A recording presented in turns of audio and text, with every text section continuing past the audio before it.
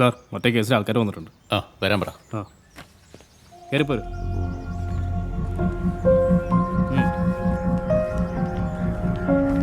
വരൂ, ഇരിക്കും.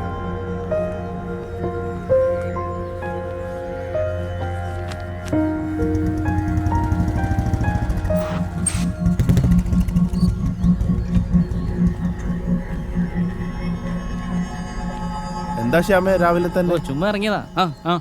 ന്യൂസ് വല്ലതും എടുക്കാനാണോ അതോ കൊടുക്കാനാണോ? നമ്മുടെ ജോലി അതായി പോയില്ലേ സാർ.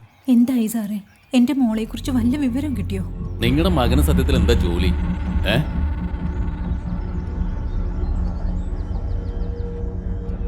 MA ചെയ്തുകൊണ്ടിരിക്കുമ്പോഴാ ഈ ആലോചന വന്നത്.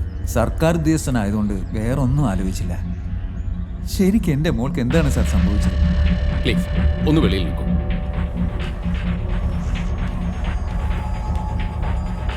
സാർ, ഇതൊന്ന് നോക്കൂ.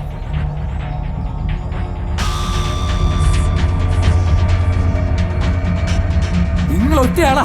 Relax please. ശ്യാമിന് ഭാഗ്യമുണ്ടെങ്കിൽ ഇപ്പൊ തന്നെ നല്ലൊരു ഹോട്ട് ന്യൂസ് കിട്ടും. എക്സ്ക്ലൂസീവോ? തീർച്ചയായിട്ടും നല്ലൊരു ഹോട്ട് ന്യൂസ്. ഞാൻ ഉറപ്പ് പറയും. നിങ്ങൾക്കത് പറയാം. എൻ്റെ ഒരേ ഒരു മോളാ. അതിനവർക്കൊന്നും സംഭവിച്ചില്ലല്ലോ. തനിക്ക് ഉറപ്പുണ്ടോ? ഞാൻ പറയുന്നത് സാവകാശം ഒന്ന് കേൾക്കൂ. നിങ്ങളൊന്നും പറയണ്ട. നിങ്ങളെ കുറിച്ച് ശരിക്കും അന്വേഷിക്കാറുന്നതാ എന്റെ ഭാഗത്തെ തെറ്റ്. നിങ്ങൾ തമ്മിലുള്ള പ്രശ്നങ്ങളൊക്കെ സ്റ്റേഷന് പുറത്ത്. ആദ്യം അവർക്ക് എന്താ സംഭവിച്ചതെന്ന് ഞാനൊന്ന് അന്വേഷിക്കട്ടെ. തൽക്കാലം നിങ്ങൾ ചെല്ലേ. ഇല്ല സാർ, എൻ്റെ മോൾ ഇങ്ങനെ ഒരു തെറ്റിലേക്ക് പോവില്ല സാർ. ദയവ് ചെയ്ത് പത്രക്കാരും ചാനലുകാരും. അത് ഞാൻ നോക്കിക്കോളാം. നിങ്ങൾ ചെല്ലേ.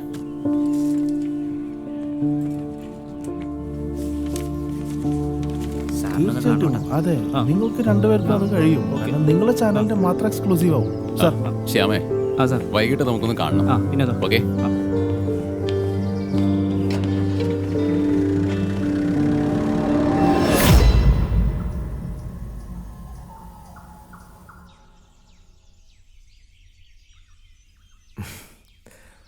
അണിഞ്ഞൊരുങ്ങി മാഡം എങ്ങോട്ടാ? സിധു, വീട്ടിൽ പോണെന്നുള്ളൊരു ചിന്തയില്ലേ? അറ്റ്ലീസ്റ്റ് ഒരു ഫോൺ ചെയ്യാൻ പോലും നമുക്ക് പറ്റിയിട്ടില്ല. സിധു, നീ വരുന്നെങ്കി വാ, ഞാൻ പോവാ.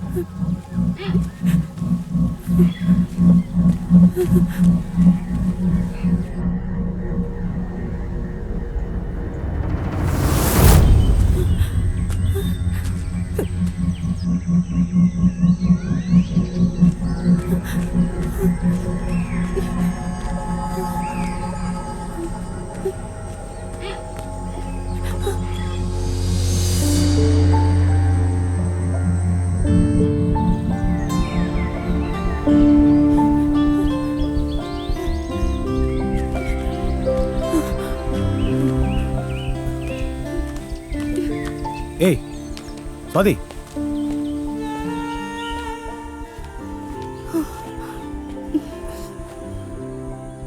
ഏയ് സ്വാതി ഇത് നിന്റെ കുറവെല്ലാം കടല്ല എനിക്കും തിരിച്ചു പോകാൻ ആകില്ലണ്ടാണോ